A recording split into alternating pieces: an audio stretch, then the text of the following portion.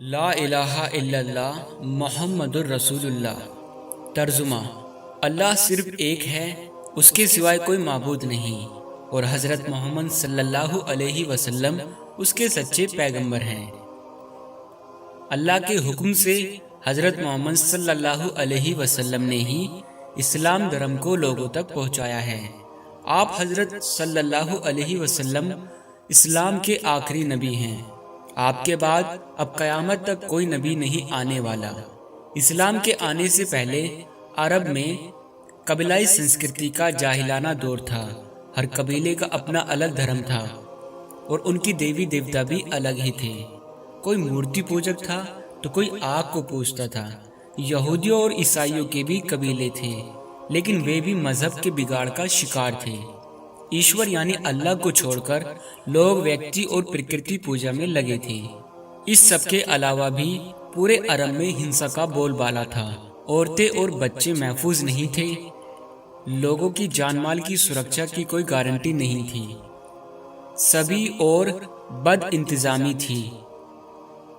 اس اندھیرے دور سے دنیا کو باہر نکالنے کے لیے اللہ نے اسلام کو لوگوں تک پہنچانے کے لیے حضرت محمد صلی اللہ علیہ وسلم کو پیغمبر بنا کر دنیا میں بھیجا۔ کچھ ودوانوں کے مطابق اسلام کے سنستھاپک پیغمبر حضرت محمد صلی اللہ علیہ وسلم کا جنم دن ہجری ربیع الاول مہینے کی 12 تاریخ کو منایا جاتا ہے۔ 571 عیسوی کو شہر مکہ میں پیغمبر حضرت محمد صلی اللہ علیہ وسلم کا جنم ہوا تھا۔ مکہ سعودی عرب میں استھت ہے۔ آپ صلی اللہ علیہ وسلم کے والد صاحب یعنی پتا کا نام عبداللہ بن عبد المطلب تھا اور والدہ یعنی ماتا کا نام آمنہ تھا۔ صلی اللہ علیہ وسلم کے پتا کا انتقال ان کے جنم کے 2 ماہ بعد ہی ہو گیا تھا۔ ایسے میں ان کا لالن پالن ان کے چاچا ابو طالب نے کیا۔ آپ کے چاچا ابو طالب نے آپ کا خیال ان کی جان سے بھی زیادہ رکھا۔ عبادت اور الہام: آپ صلی اللہ علیہ وسلم بچپن سے ہی اللہ کی عبادت میں لگے رہتے تھے۔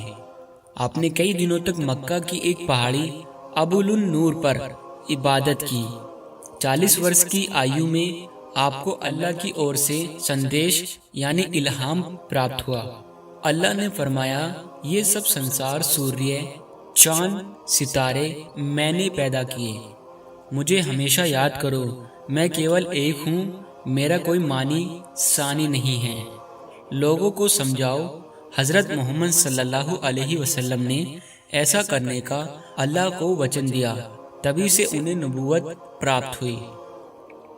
قرآن: حضرت محمد صلی اللہ علیہ وسلم پر جو اللہ کی پاک کتاب اتاری گئی وہ ہے قرآن۔ اللہ نے فرشتوں کے سردار جبرائیل علیہ السلام کے معرفت پوتر سندیش وہی سنایا۔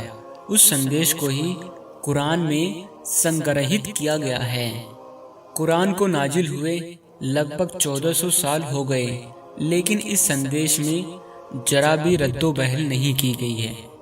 سب سے پہلے ایمان۔ نبوت ملنے کے بعد آپ حضرت صلی اللہ علیہ وسلم نے لوگوں کو ایمان کی دعوت دی۔ مردوں میں سب سے پہلے ایمان لانے والے صحابی حضرت ابو بکر صدیق رضی اللہ تعالی عنہ رہے۔ بچوں میں حضرت علی رضی اللہ تعالی عنہ سب سے پہلے ایمان لائے اور عورتوں میں حضرت خدیجہ رضی اللہ تعالی ایمان لائی۔